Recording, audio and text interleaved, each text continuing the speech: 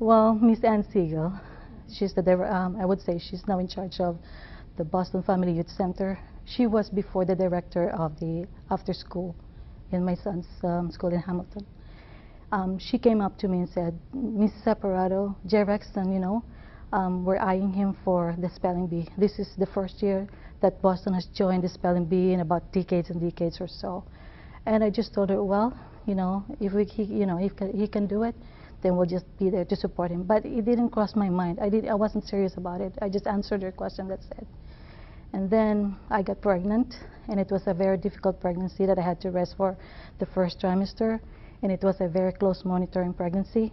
So I guess Rexon felt the tension about, taking care of the baby, keeping her alive, because he's been asking for, Mom, when can I have a baby sister, all throughout his years, ever since he was small. So what happened was, when the spelling bee came, we didn't even know about it. But he told me one day that, Mom, I don't want to drag you and the baby when we go to places. That's what he only told me. I didn't even know what the message was, and I didn't even ask. Maybe, it was bad of me not to ask him, but I just leave it at that.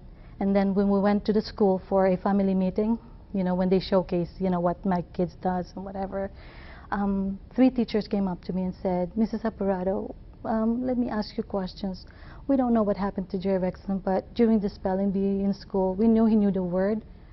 We know he knew it, but for some reason, he just decided to drop it, like misspelled it or something. So it was somebody who won, and it was a daughter of a friend.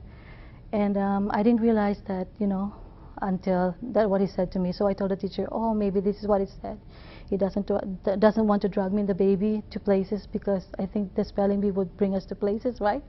And 3 teachers, confirmed that, yeah, I think that's it. So I guess, my son is good.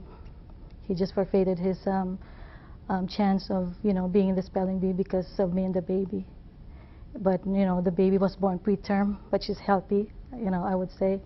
And my son just adore her so much. So I would say he sacrificed his time last year to be able to, take care of me and the baby. And now he deserves it because, he's such a good kid. That's why God gave him another blessing of winning the spelling bee in Boston, so we can be here.